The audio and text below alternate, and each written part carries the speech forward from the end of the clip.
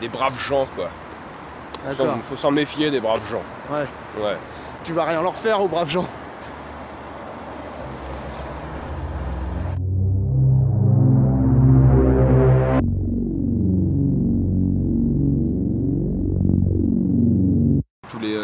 Tous les parcs, toutes les zones naturelles, de toute façon étaient privatisées. Il y a belle lurette, quoi.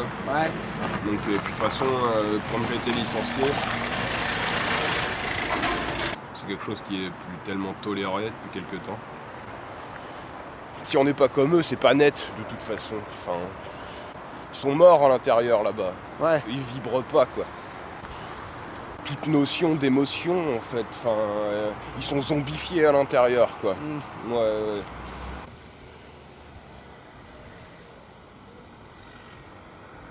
Si je me lève et tout, tu vois, c'est... mes pieds ils touchent par terre, quoi. Exactement comme lui, quoi, tu vois.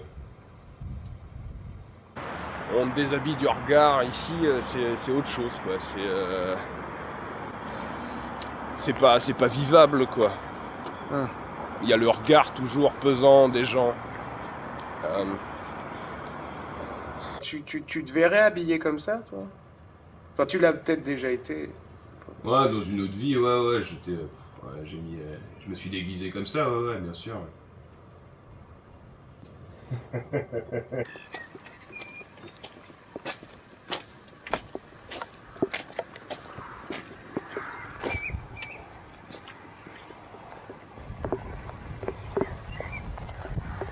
toute façon, moi, je pourrais pas assurer grand-chose, de toute manière, au point où j'en suis.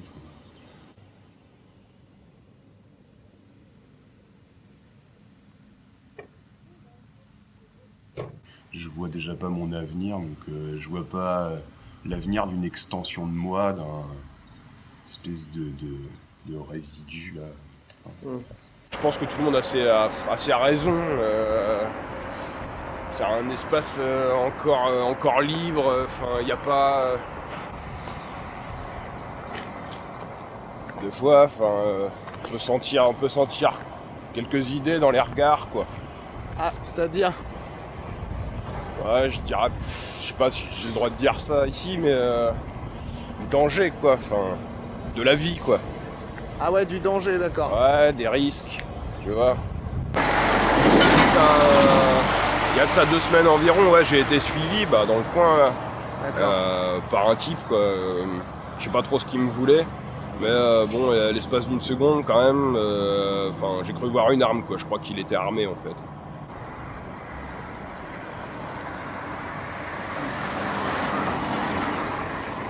Enfin, quand je parlais de danger tout à l'heure, que des gens un peu en recherche de vie viennent ici, quoi. Donc avec tout ce que ça implique, quoi. J'ai ressenti une sorte de, je sais pas si on peut appeler ça de la peur. Je sais pas vraiment à quoi ça ressemble, quoi. Ouais. Mais j'ai vibré, quoi. J'aime bien quoi? T'aimes bien les vidéos de chats? Ça dépend, ouais, il y en a beaucoup. Ah bah c'est... Des vidéos de chats? Ouais.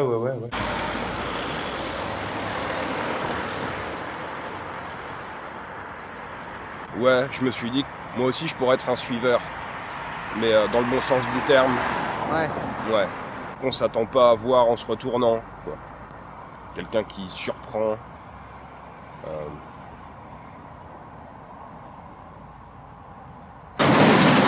Tant les débuts étaient un peu laborieux, etc. Mais là on arrive quand même à quelque chose, une espèce de quintessence au niveau de la vidéo de chat, quoi.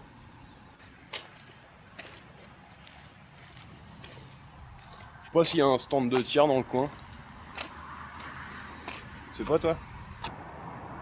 Enfin, à vouloir cette sensation. Tout est tellement clinique maintenant, aseptisé, où tout est vide de sens. Et tu serais prêt à quoi pour remédier à ça? À prendre des dispositions, comme ils disent au boulot, quoi. Sauf que les miennes, ce serait plutôt...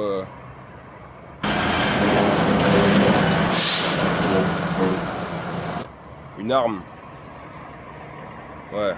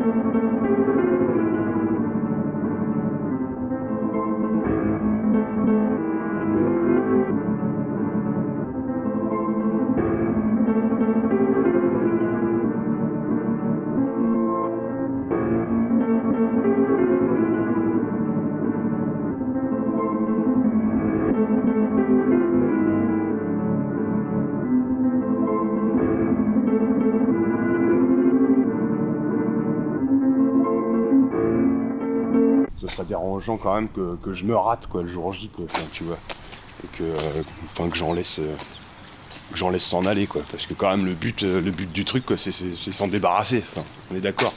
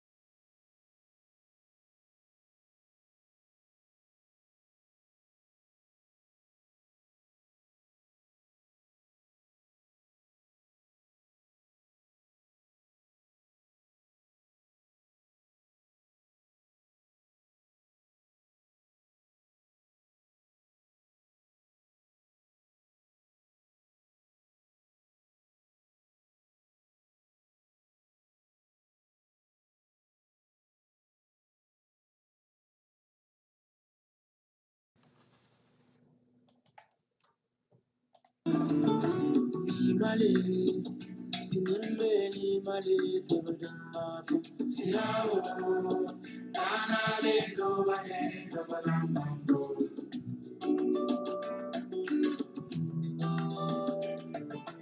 ni mali sinimbe ni mali tebedamafu sirawo tanale do bane do balambo Jabalana enu mekiri fargo bayara titiante ale sing signage smage sos leta blare do krengabon blampa na nyire blampa nimre gaben titi uvorengabon tukarda pinni na foda fade na runga funyat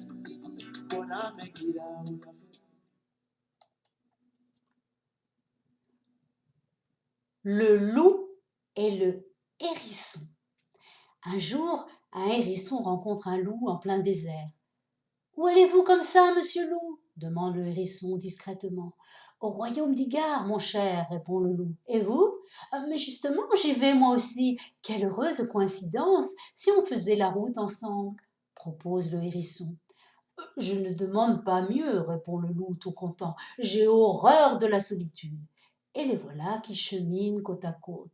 Si ce n'est pas trop indiscret de ma part, dites-moi donc ce que vous allez faire au chemin d'Igar, s'enquit le hérisson chemin faisant. Ma foi, dit l'autre, j'ai ouï dire que le premier étranger qui en franchirait le portail épouserait la fille du roi, répond le loup innocemment, tout fier de sa candidature au mariage en question. Ah, mais cette fois-ci, la coïncidence est bien fâcheuse, remarque le hérisson en se grattant la tête. Figurez-vous que je voyage dans le même but, et à ma connaissance, la polyandrie n'est pas autorisée dans ce royaume-là. Oh, si c'est ainsi, mon cher, tu ferais mieux de renoncer, rétorque le loup. Tu n'as aucune chance de séduire la princesse avec ce pull-over de piquant que tu as sur le corps. Sauf ton respect, s'insurge le hérisson, c'est toi qui n'as aucune chance, avec ta gueule de charognard, ta réputation de mauvais chanteur. On le constate, la tension monte entre les deux compagnons de voyage. Mais arrête de m'insulter, mangeur d'insectes, la princesse sera à moi, continue le loup en proie à la colère. Détrompe-toi, bouffeur de chèvre, c'est à moi qu'elle sera, réplique le hérisson. Puis d'abord, mieux vaut être seul que mal accompagné. Je continue sans toi. Et le hérisson d'obliquer par un autre chemin. Il prend un raccourci et à quelques jours de là, le voilà en vue du royaume d'Igar. J'ai devancé le loup, se dit-il tout joyeux. Il est loin derrière moi. La princesse m'appartient, tralali tralala. Et tout en chantant, gambadant, cabriolant de joie, il tombe plouf dans un puits. Le voilà au fond du trou. Bien obligé de constater que d'un coup, d'un seul, ses rêves se sont évaporés, notre futur prince se lamente sur son sort, quand brusquement il tend l'oreille et ce pas qui se rapproche, ces grognements grossiers, ne sont-ce point ceux de son ex-compagnon de route, l'ami loup? Le hérisson a une idée. « Au secours! Au secours !» crie-t-il d'une petite voix blanche et fluette. « Oh, personne donc ne viendra sauver la pauvre princesse d'Igar! Oh, ayez pitié de moi !» Entendant ces cris de détresse, le loup s'approche, se penche au-dessus de la margelle. « Nom d'un petit bonhomme, que faites-vous là, princesse ?»« Un horrible hérisson me maintient prisonnière parce que j'ai refusé sa demande en mariage. »« Ah, le misérable !» s'écrie le loup. « Il va me le payer. Princesse, je vole à votre secours. » Et, attrapant la corde qui glisse dans la poulie, il se laisse descendre au fond du puits. Dans le noir, le loup ne voit pas tout de suite la princesse, mais il a vite fait de trouver le hérisson. « Je te tiens, espèce de satyre !» s'écrie-t-il en proie à la fureur, et d'un coup de pied digne d'un penalty, il envoie le hérisson valser sur la terre ferme. Celui-ci atterrit en souplesse, mais avant de courir, frappe à la porte du royaume d'Igar. Il s'approche du puits, prestement tire la corde que le loup, à la recherche de la princesse, a fini par lâcher et lance. « Merci, l'ami, de m'avoir tiré de ce mauvais pas. Tu vois, c'est volontiers que je serais resté te tenir compagnie, mais ce serait impoli de faire attendre une princesse. » Moralité, dans la vie, c'est comme dans les puits.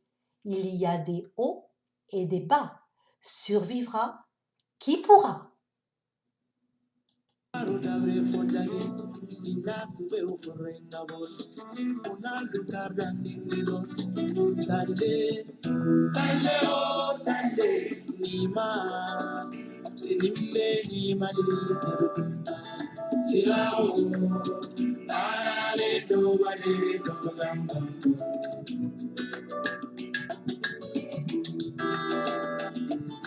Nima Sinimbeni male kebudumam sirao.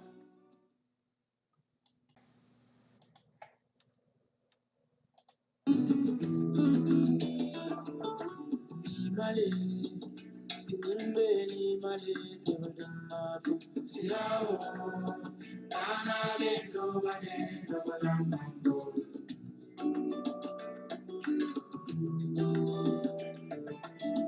Male sinimbeni male kebudumam sirao. Anale kobade kobadamando.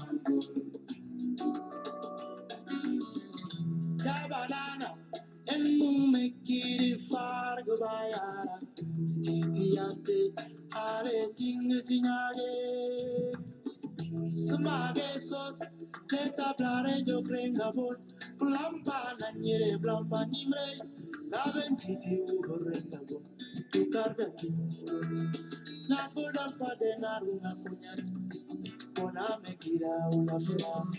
Faru dabe fodage inasibe uforengabol unalu kadandingido taile taile o taile nima sinimbe nima ni.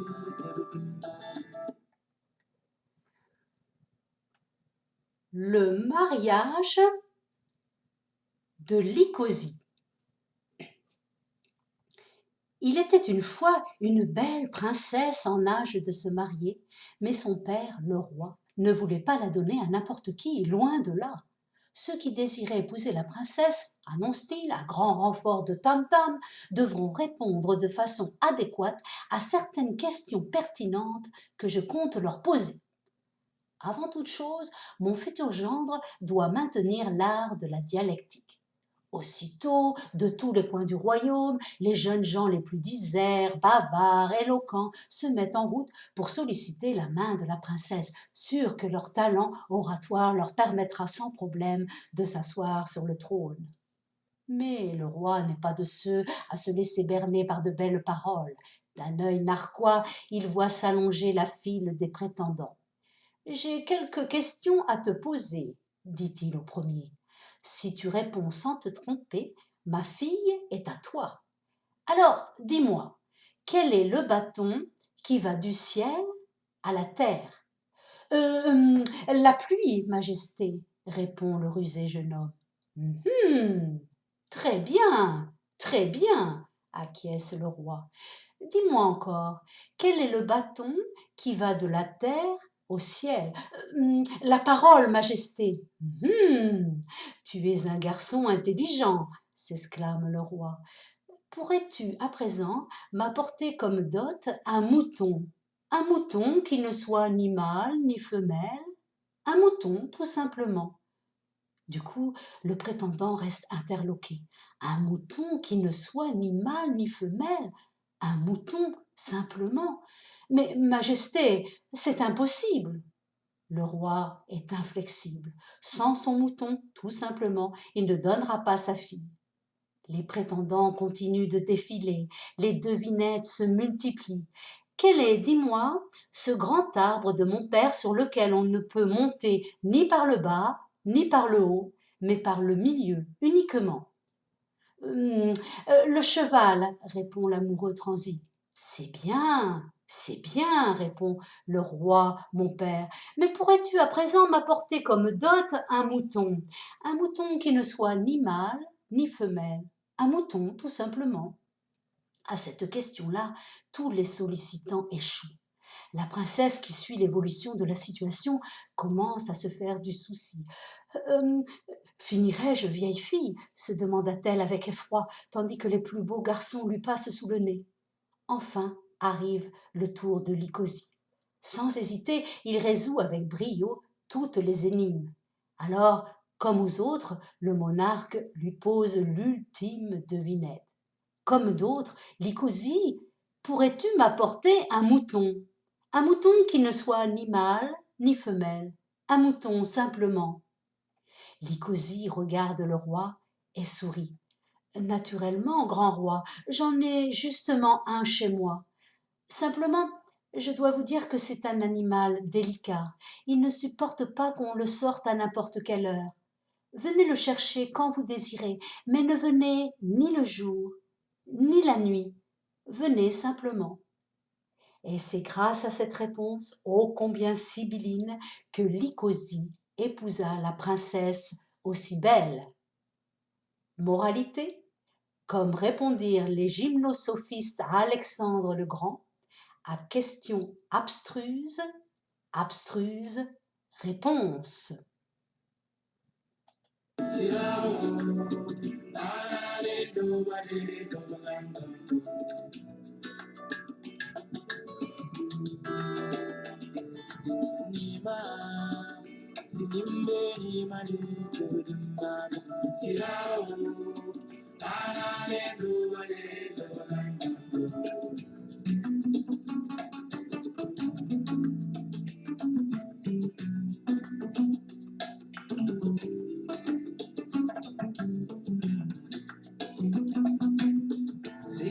Babasanya, Mabudi Donabuna, Katumabola Sinyagi, Taite, Matira Napula Kamara,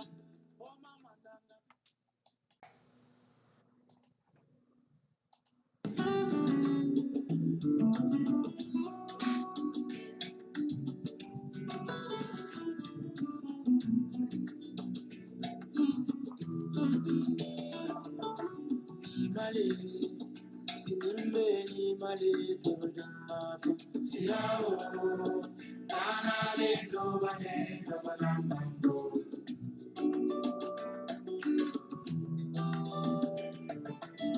Mali, Sinimeli Mali, Todamafu, Sirao, Tanale, Novane, Novanambo,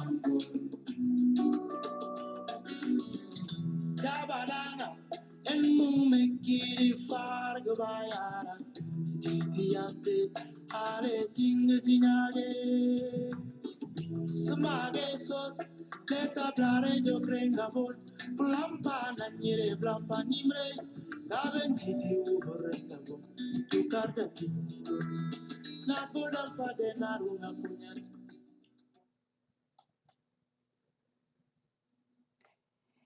L'hyène et les lionceaux. Il s'avéra qu'un jour, le lièvre se souvint qu'il avait une revanche à prendre sur l'hyène. À cause de quoi exactement? Nous n'en savons plus rien. Vous savez, une de ces vieilles histoires qui se perdent dans l'obscurité des tanières. Bref, ce jour-là, le lièvre se leva d'humeur vengeresse, croisa sur sa route 2 lionceaux endormis sous un arbre, et aussitôt l'idée géniale germa dans son cerveau. Le pied de guerre, mais l'œil câlin, il alla trouver l'hyène. « Tu sais que je ne te veux que du bien, lança-t-il en guise de bonjour. Eh bien, imagine-toi que je viens de trouver sur ma route 2 chevreaux endormis. C'est pas une aubaine, ça? Un pour toi, un pour moi. Oh, ne me remercie pas, ne me remercie pas, poursuit le lièvre. Je le fais au nom de notre amitié, mais dépêchons-nous, sinon ils vont se réveiller. L'hyène en bave d'anticipation, 2 chevreaux endormis. Oh, c'est un cadeau du ciel. Tout en galopant aux côtés de lièvre, elle rit, elle pleure, elle glousse, bafouille tout à la fois, tellement l'émotion lui fait perdre la tête. « Dis, on va les manger tout de suite, hein ?» dit-elle au lièvre avec des yeux brillants.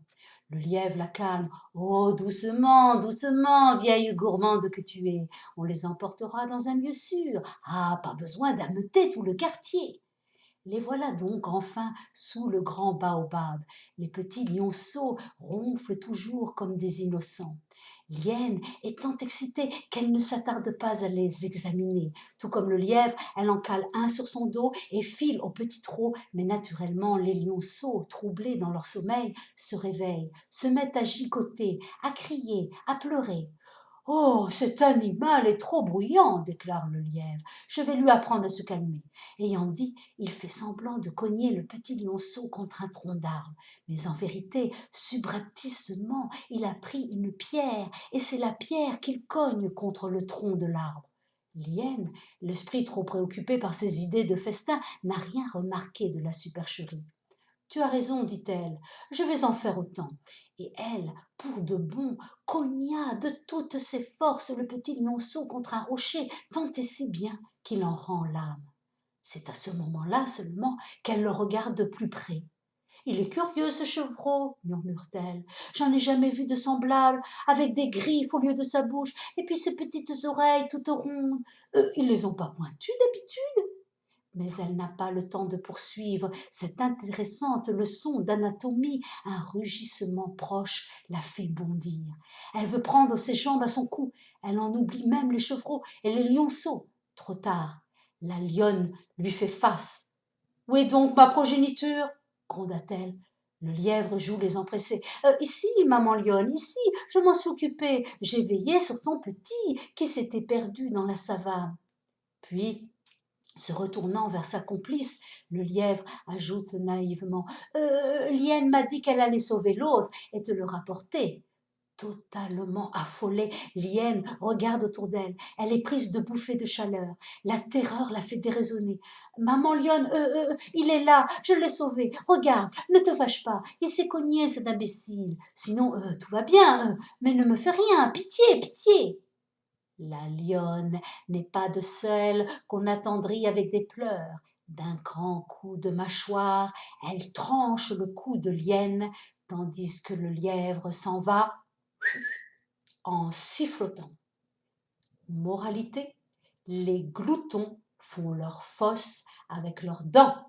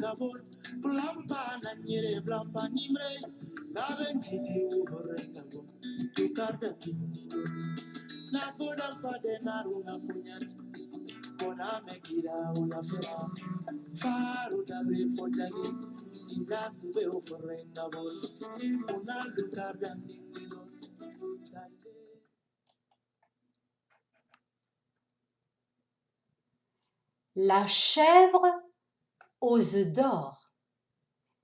Il était une fois deux frères, l'un doux, bon travailleur, il s'appelait Tchéo, l'autre colérique, envieux, et surtout fainéant que c'était une misère. On l'appelait Hadji, Hadji le fourbe.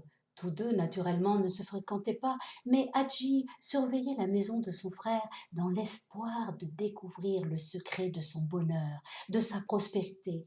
Or, voilà que ce secret résidait en partie en la personne d'une chèvre. Et oui, pas plus que ça, une chèvre. Tchéo l'avait achetée un jour du marché, il l'avait ramenée chez lui, mais déjà sur la route, la chèvre s'était avérée fort savante. À un détour du chemin, elle avait dit à Tchéo: « Arrête-toi, là, tu vois cette butte, elle cache des ignames des terres éculées, et donne-moi la chair. » Tchéo, bien que surpris, ne posa pas de questions. Il obéit, trouva les ignames, les cuisit, les donna à manger à la chèvre, gardant pour lui les épluchures. « Amène-moi à la rivière, j'ai soif, lui dit alors la chèvre. À la rivière, la chèvre but tant et tant que les poissons se retrouvèrent frétillant en plein air et Tchéo s'empressa de remplir ses paniers. Tant de poissons, pensez, c'était une fameuse aubaine, d'autant plus que la famine sévissait au village. Entré chez lui, Tchéo fut acclamé. Sa femme prépara un festin, et pour une fois, on fit bombance. Mais les cris de cette fête improvisée ne manquèrent pas d'attirer l'attention du mauvais frère, Hadji, le fourbe. Voulant savoir ce qui se passait chez Tchéo, il y envoya son fils, sous prétexte que leur feu s'était éteint. « Ramène-nous des braises, dit-il au garçon, et regarde un peu en quel honneur il festoie là-bas. » L'enfant partit, et quand il vit tous ces poissons, il n'en crut pas ses yeux. C'est qu'il avait grand faim, le pauvre. Il partit sombrement avec ses braises, puis revint sur ses pas. « Oncle Tchéo, dit-il, le feu que tu m'as donné s'est éteint. » L'oncle lui en redonna, et l'enfant repartit. Il revint pourtant une troisième fois, ne parvenant pas à s'éloigner de la bonne odeur des plats. « Oncle Tchéo, dit-il, le feu que tu m'as donné s'est encore éteint. » L'oncle lui en redonna, et l'enfant allait repartir quand sa tante le retint par le bras. « Attends un peu, lui dit-elle. Ce n'est pas pour le feu que tu es revenu, hein? C'est pour les poissons. Tchéo, donne-lui à manger. Ce malheureux a faim. » Mais Tchéo se fâcha. « Tu as tort, dit-il à sa femme. Ça va nous attirer des ennuis avec mon frère. Il va vouloir lui aussi des poissons. Il ne faut rien donner à ces gens-là. » Sa femme le regarda durement. « Tchéo, toi connu pour ta grande bonté, n'as-tu pas honte de laisser partir cet enfant le regard affamé ?» Et elle donna des poissons à l'enfant. « Soit, bormonna Tchéo, mais ne rapporte rien à ton fainéant de père, promis ?» L'enfant promit, mangea, mais il savait bien que son père le battrait s'il rentrait les mains vides. Alors, à l'insu de tous, il glissa des poissons dans sa ceinture. Rentré chez lui, l'enfant se fit battre avant d'avoir eu le temps de sortir les poissons, puis se fit cajoler pour les avoir si bien dissimulés, et enfin put raconter toute l'histoire à son père, combien chez l'oncle Tchéo ils étaient riches grâce au talent d'une chèvre savante. « Il me faut cette chèvre, dit l'oncle. Je vais aussitôt la réclamer à cet imbécile de Tchéo. » Et il partit réveiller son frère au milieu de la nuit. « Emmène-moi là où tu as attrapé tes poissons, cria-t-il. Tchéo se retourna sur sa natte en maugréant. « Tu vois, murmura-t-il à sa femme, je te l'avais bien dit, il fallait rien donner à cet enfant. Maintenant celui-là vient nous déranger au milieu de la nuit. »« Je ne peux pas y aller dans l'obscurité, cria-t-il de sa natte. Reviens quand il fera plus clair. » Hadji partit mettre le feu à la forêt tout près de la case du frère et l'appela de nouveau. « On y voit à présent, on peut y aller. » Tchéo se leva, mais une fois dehors, il regarda son frère. « Oh, ce serait pas toi qui aurais allumé ce feu par hasard? Je ne bouge pas d'ici avant d'avoir entendu le chant du coq. » Hadji partit secouer les coqs pour les faire chanter, puis revint chez son frère. « Les coqs ont chanté, tu les as entendus? Allons-y. »« Oh, doucement, répondit Tchéo de sa case. Il m'a semblé que ces chants-là n'étaient pas spontanés. Tu dois y être pour quelque chose. Je ne bouge pas d'ici avant l'aube. » Hadji fut donc bien contraint de patienter. La nuit finit par disparaître. Aux premières lueurs, les deux frères, la chèvre à leur côté, prirent le chemin de la rivière. Sur la route, la chèvre dit « Sous ce monticule, il y a des ignames, déterre-les et mangeons. J'ai envie d'en goûter la chair. »« Qu'est-ce que c'est que cette histoire ?» s'écria Hadji. « Non seulement cette chèvre parle comme un professeur, mais en plus, elle a le toupet de te donner des ordres. » Mais Tchéo ignora les réflexions sarcastiques de son frère et obéit. « Es-tu donc complètement fou de lui donner la chair des ignames et de ne garder pour nous que les épluchures ?» s'exclama de nouveau Hadji. Tchéo, tranquillement, mâcha les épluchures. Hadji, lui, les repoussa avec dédain. « Oh, c'est pas demain la veille, ricana-t-il, que je me laisserai commander par une chèvre. » Ils arrivèrent au fleuve. La chèvre avait soif, et Tchéo la conduisit à un endroit profond. « Quand j'aurai bu cette eau, dit-elle avant de s'abreuver, remplissez vos paniers de poissons, mais ne prenez pas les gros, prenez que les petits. » Tchéo acquiesça de la tête. Hadji haussa les épaules. La chèvre se mit à boire.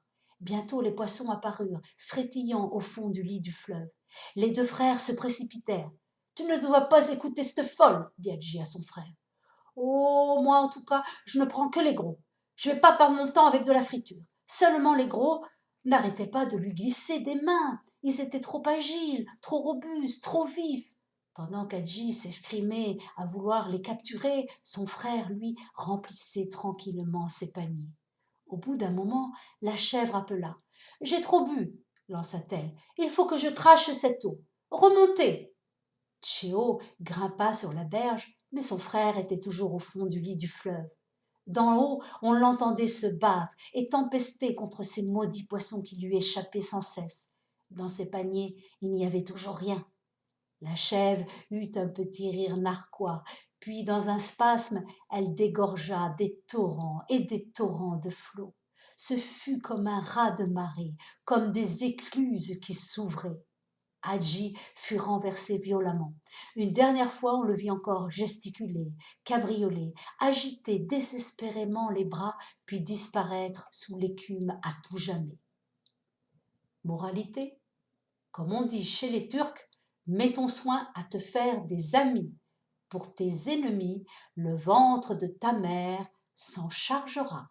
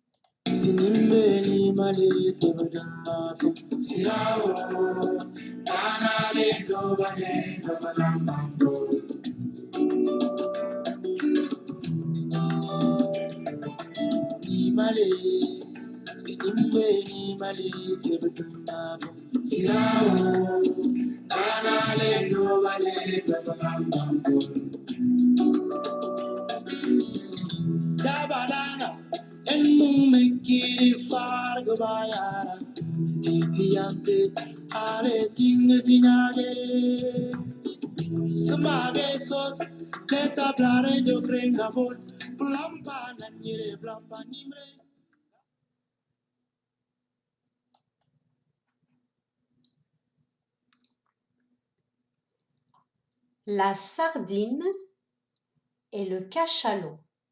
« J'ai un problème, pleurniche la sardine. Ah, que je suis malheureuse. Mais qu'est-ce qui t'arrive, s'enquit le cachalot. Je peux t'aider.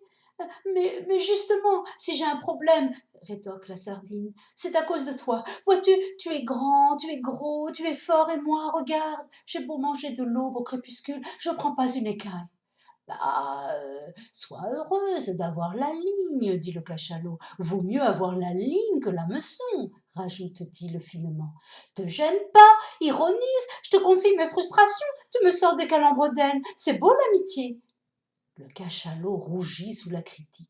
Allez, te vexe pas, sardine, je vais t'aider. Tu veux être importante et forte comme moi, eh bien vis comme moi. Va-t'en parcourir les mers, les océans, va visiter le monde. Mes fréquents déplacements au fond des eaux m'ont donné cette ampleur. Au début de ma longue carrière, moi aussi j'étais un être minuscule, minable, méprisé, destiné à finir tristement séché, salé ou en conserve. Mais j'ai commencé petit à petit, et tu vois, mon embonpoint à présent est preuve irréfutable d'une grande sagesse et d'une connaissance indéniable, acquise par l'expérience accumulée lors de mes voyages et pérégrinations. Tout ça m'a donné du poids, forcément. Le cachalot ayant achevé sa tirade, la sardine ne fait ni une ni deux. Elle met le cap sur l'inconnu et, emportée par l'espoir et les courants marins, entame l'aventure.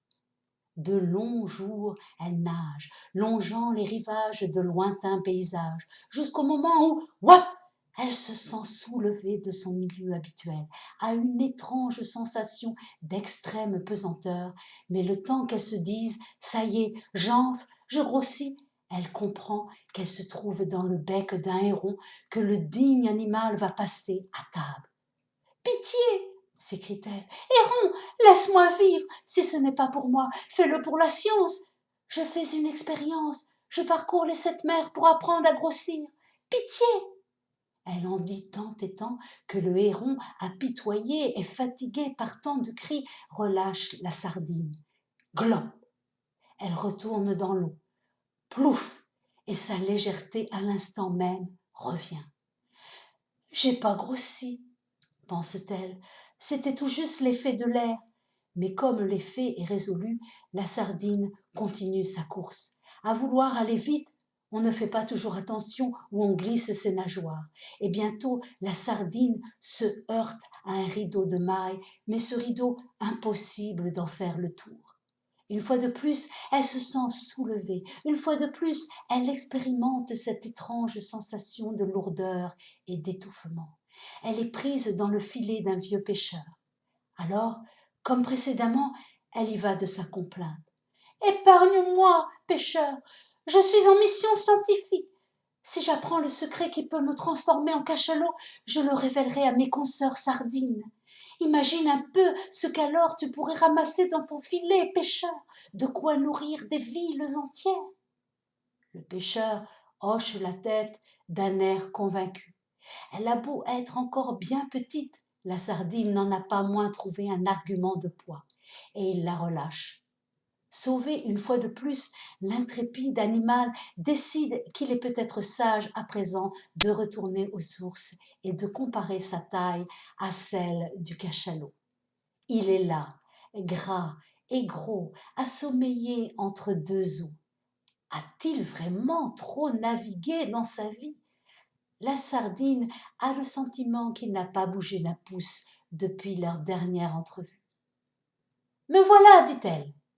Oh, j'ai survécu aux pires difficultés, affronté les pires dangers, appris beaucoup de choses.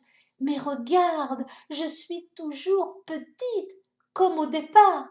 Où est donc l'embonpoint de la sagesse que tu m'avais promis ? » « Suis-je bête ?» s'écrie le cachalot en se frappant le front, comme s'il se souvenait à l'instant d'une chose essentielle. J'oubliais de te donner la clé qui devait te permettre de transformer tout ce savoir abstrait en matière concrète, en chair et en os. Une clé ? Mais quelle clé ? Tu me sors ça maintenant ? Où est-elle cette clé ? S'énerve la sardine. Mais là, dit le cachalot en ouvrant tout grand ses mâchoires, là, au fond de ma grande gueule. Dame Sardine avait perdu suffisamment de temps pour hésiter encore. Après avoir franchi les mers et les océans et survécu à 1000 pièges, elle se jeta tranquillement dans la gueule du monstre. Moralité, comme dit un proverbe latin, les tours les plus hautes font les plus hautes chutes.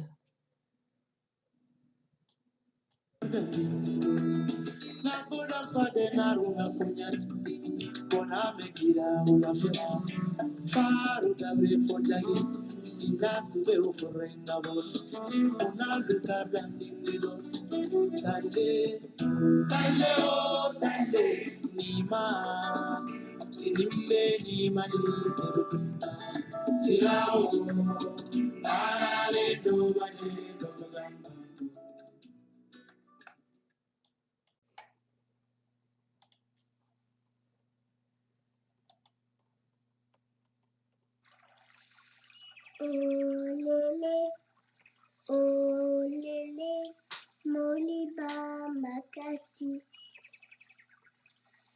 Olele, olele, moliba makasi. Olele, olele, moliba makasi. Mboka na ye, mboka na ye, mboka mboka kasai. Mboka na ye, mboka na ye, mboka mboka kasai. Olele, olele, moliba. moliba makasi. Olele, olele, moliba makasi. Eh oh.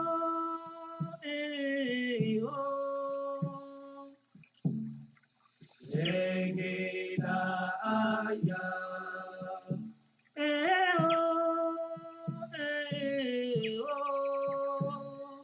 Bengela aya.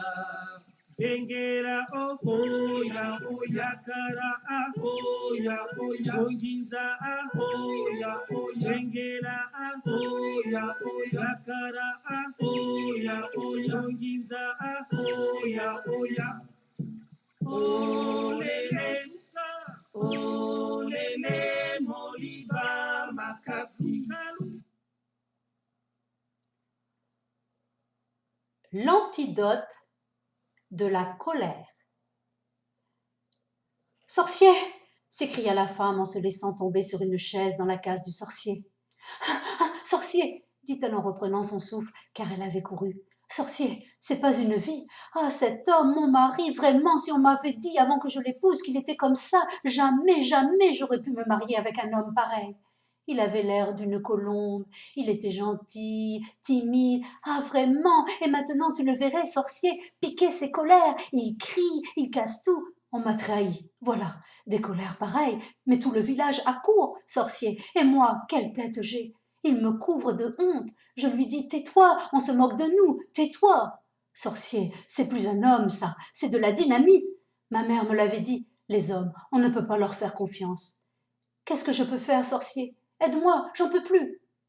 Pendant tout le temps qu'elle parlait, le sorcier regardait la femme et cette bouche qui déversait les mots comme les flots d'un fleuve bouillonnant.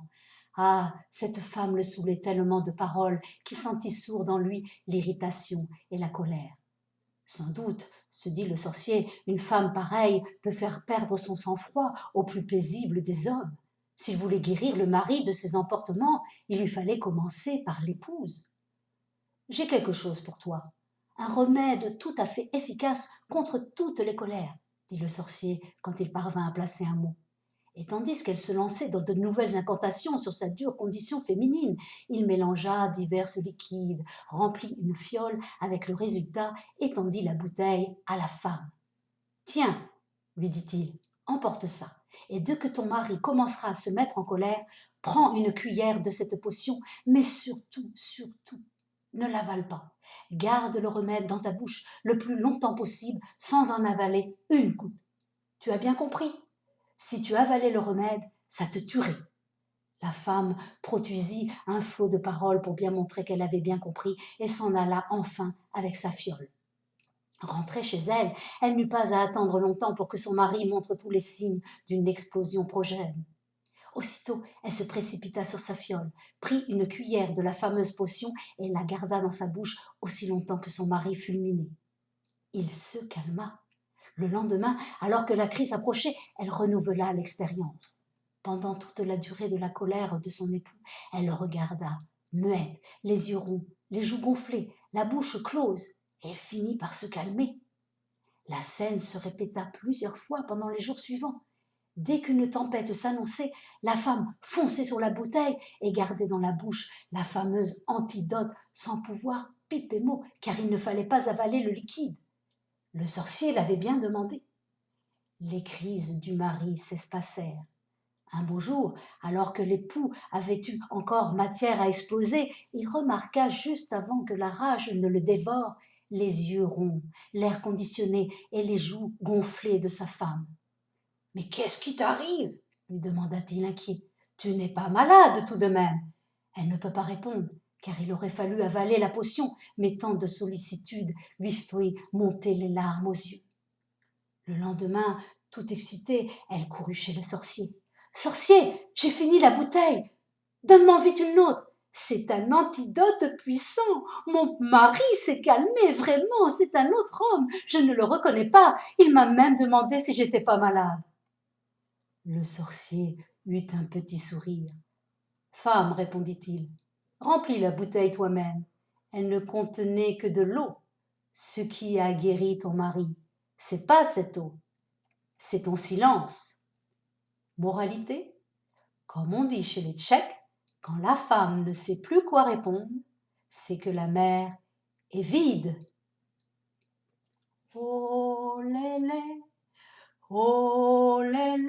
moliba makasi. Oh lélé, moliba makasi.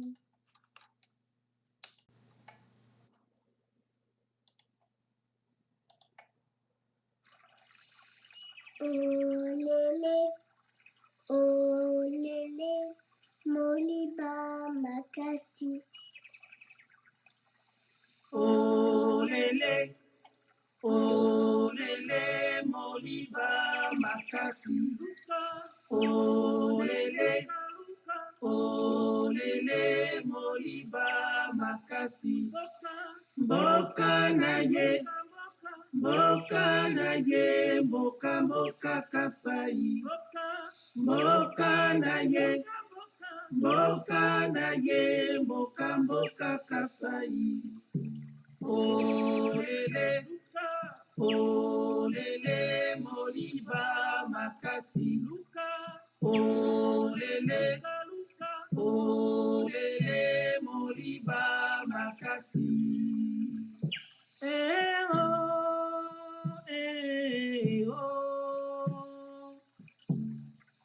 Engeda aya.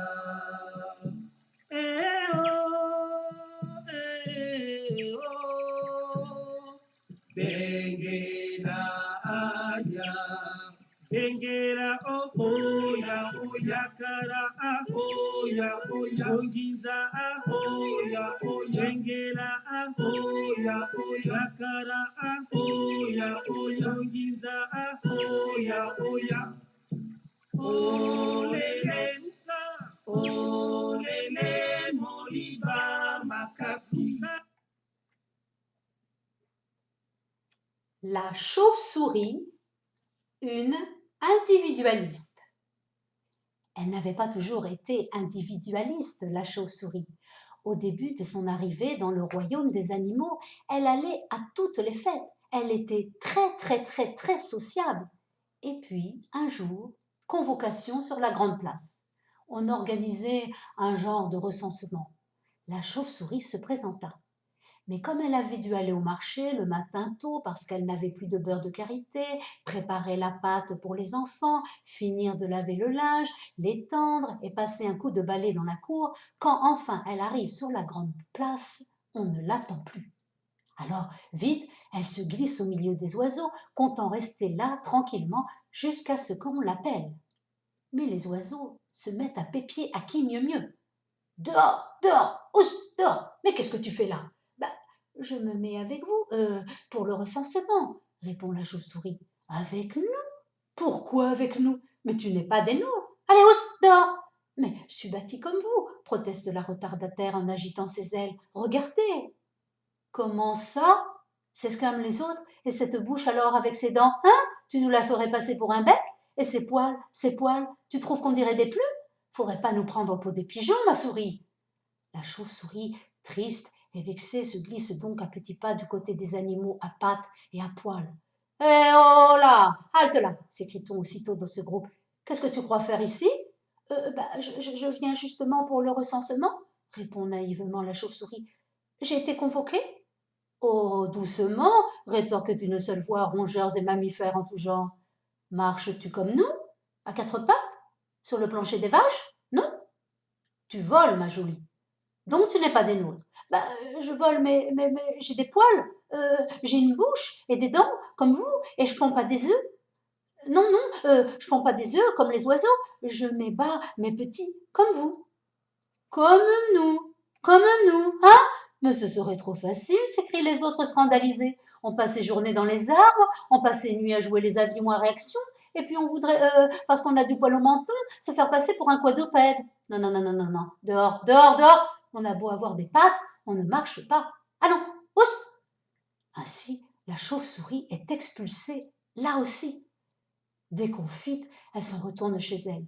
Mais comme elle n'est pas du genre à se laisser abattre, elle réagit tout aussitôt. Alors c'est comme ça. Personne ne me veut.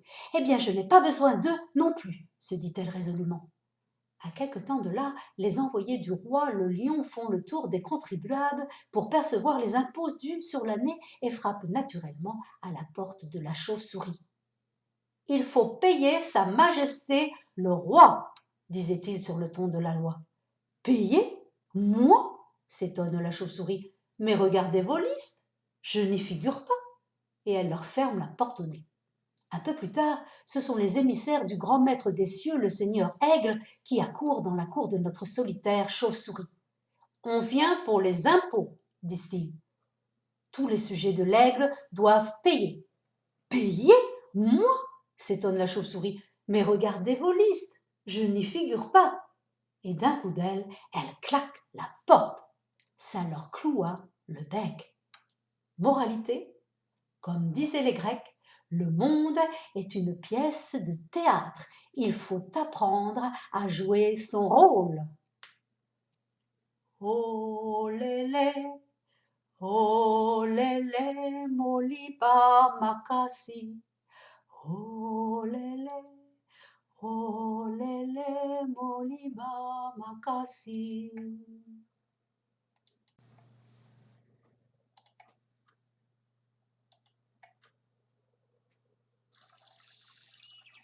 lélé,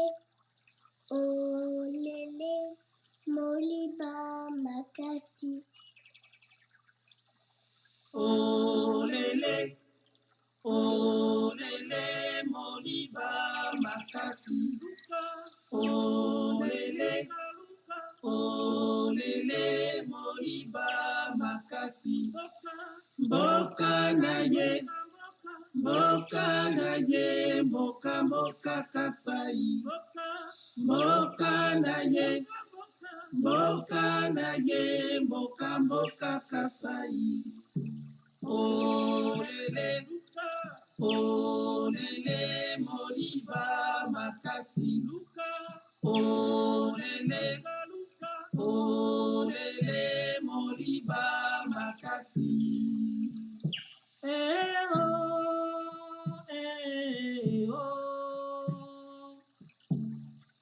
Engela aya. Oh, Bengela aya.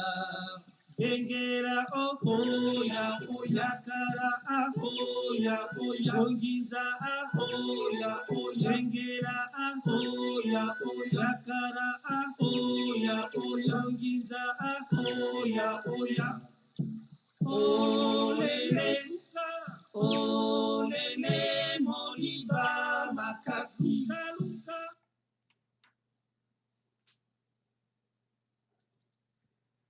La patience mal récompensée.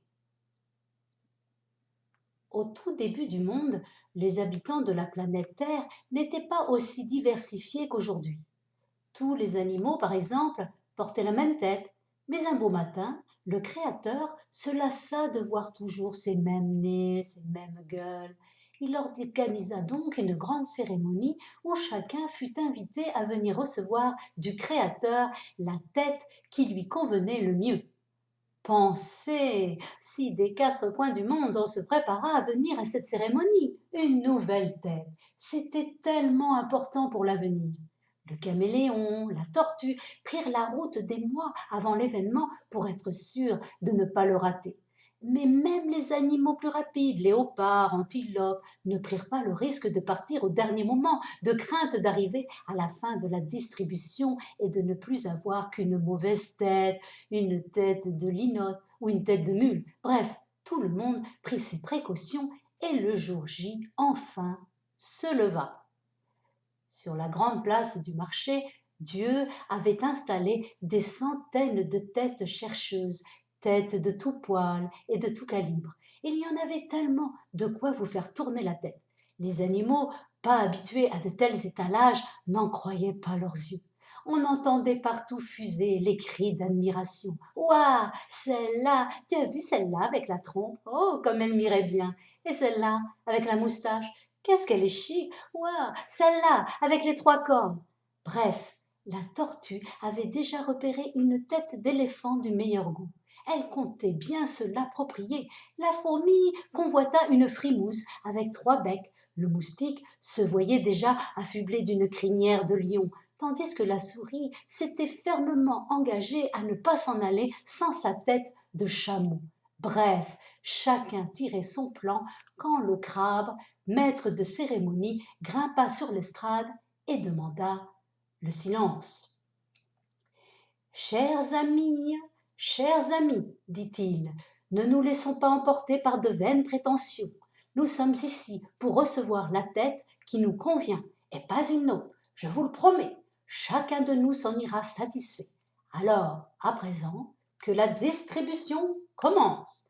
Ainsi donc, les animaux défilèrent les uns après les autres devant le Créateur qui, selon la posture, la taille, les habitudes alimentaires de chacun, etc., etc., plaça une nouvelle tête et chacun, après avoir été servi, reprenait la route du retour.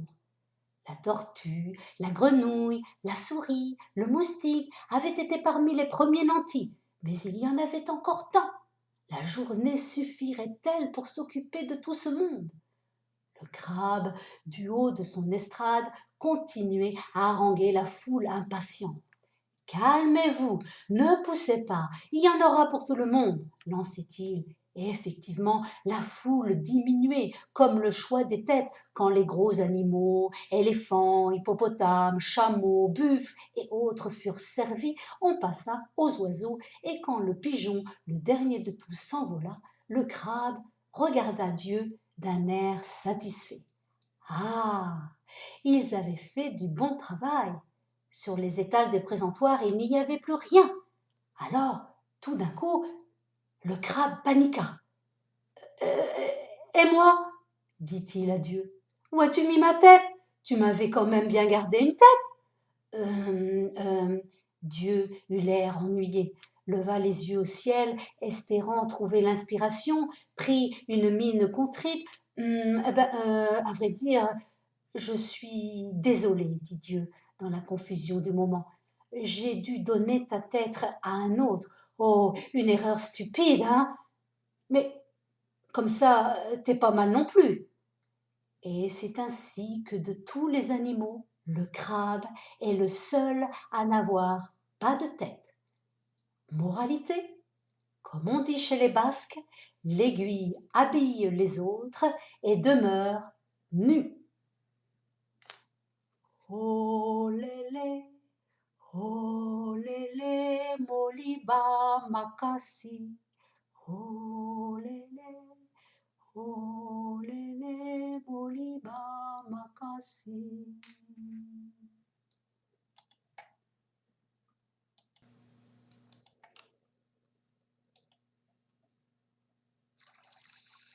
Oh lélé, moliba makasi. Oh lele, moliba makasi. Oh lele, moliba makasi. Mboka na ye, mboka na ye, mboka mboka kasai. Mboka na ye, mboka na ye, mboka mboka kasai. Oh lele, moliba makasi. Oh lele, moliba makasi. Oh, oh. Engeda aya.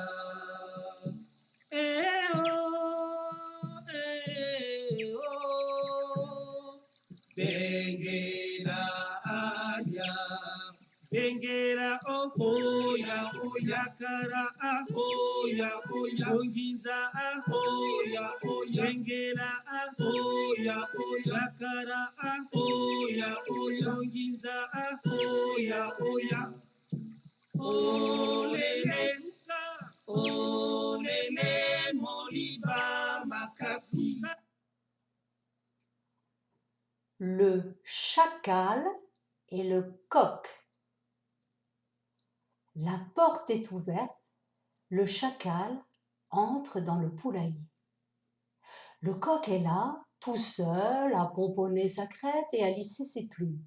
« Oh, ami coq, comme vous êtes beau, comme vous êtes chic !»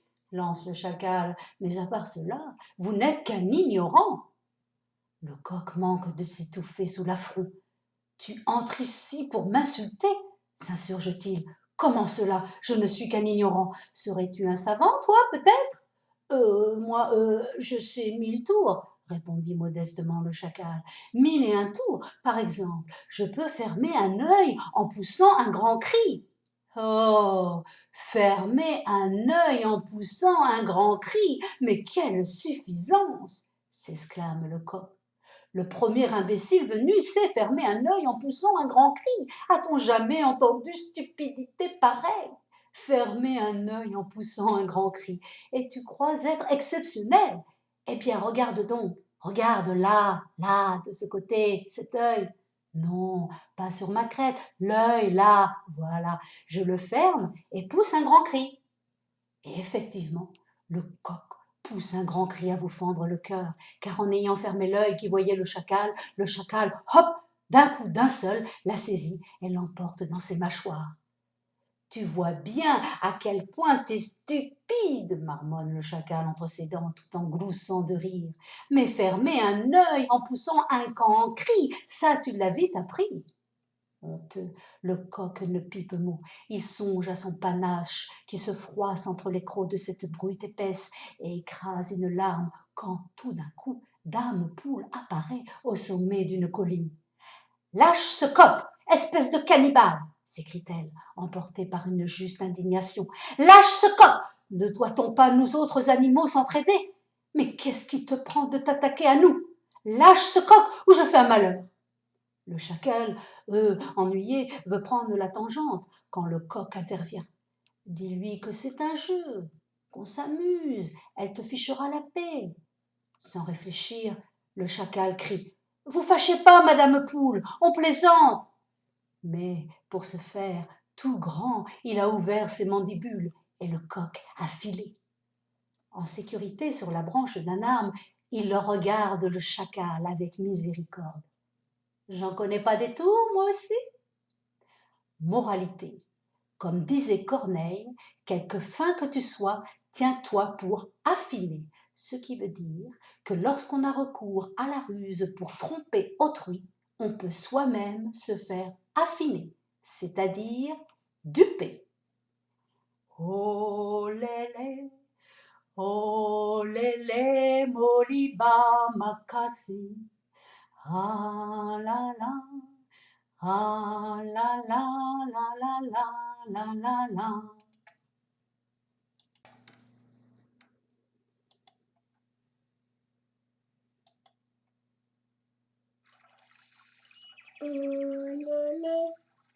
Oh lélé, moliba makasi. Oh lélé, moliba makasi. Oh lélé, moliba makasi. Mboka na ye, mboka na ye, mboka mboka kasai. Mboka na ye, mboka na ye, mboka mboka kasai. Oh lélé, moliba makasi. Oh lélé, moliba makasi. Eh oh,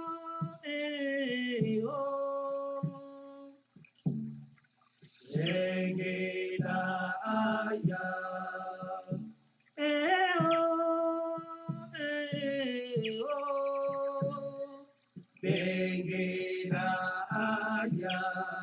Bengera oya oya kara oya oya onginza oya oya bengera oya oya kara oya oya onginza oya oya olele olele moliba makasi. Le combat du coq et de l'éléphant. Jadis, quand on était tous frères, l'éléphant et le coq vivaient au village des hommes, des femmes et des jeunes filles. Et les jeunes filles, quand ça s'y met, ça peut faire tourner la tête d'un coq et même d'un éléphant. Et c'est très exactement ce qui arriva. Nos deux compères tombèrent follement, frénétiquement, superlativement amoureux d'une seule et même jeune fille. Tous les deux voulaient fébrilement, fanatiquement, carrément l'épouser. Alors, que faire? On demanda bien sûr l'avis des vieux. L'avis des jeunes, c'était pas la peine. Ils auraient dit « laissez tomber la fille, on s'en occupe ». On demanda donc l'avis des vieux. Tout le monde se réunit sous l'arbre à palabres pour discuter, mais le coq et l'éléphant n'arrivaient vraiment pas à se mettre d'accord. Et en fait, ce qu'ils voulaient, eh bien, c'était la bagarre, et pas plus. L'éléphant disait « Regardez-le, ce petit coq, mais je peux l'écraser d'un coup de patte. Eh bien, il s'imagine pouvoir lutter avec moi, c'est ridicule. » Et le coq répondait « Ah, puisque tu es gros, tu te crois fort. Hop, hop, allez, allez, viens te battre. On verra bien qui de nous deux vaincra. » C'était inévitable. Il devait en venir aux mains et on décida donc d'un combat. Tous les joueurs de tam-tam et tous les habitants du village sont là. Tous les animaux qui marchent sont, bien sûr, pour l'éléphant. Tous les animaux qui volent, pour le coq. Et le combat commence. Mais le coq n'est pas seul. Il a appelé ses amis les abeilles. Les abeilles arrivent et entrent dans les oreilles de l'éléphant, dans sa trompe, dans sa bouche. Elles se glissent dans ses poumons, elles lui chatouillent l'œsophage, elles le piquent partout. Aouh! Aouh! L'éléphant souffre. Il se frappe avec sa trompe, il joue les ventilateurs avec sa queue, ses oreilles battent l'air, il saute comme un possédé et finalement s'enfuit en poussant un long barrissement pour laisser le coq seul maître des lieux. Et c'est depuis ce jour que l'éléphant n'habite plus le village des hommes, tandis que le coq continue d'y mener une vie de Don Juan. Et tout ça grâce à qui? Eh bien oui, grâce aux abeilles. Moralité, l'abeille est honorée parce qu'elle travaille non pour elle seule, mais pour tous. Oh lélé, olele moliba makasi. Olele, olele moliba makasi.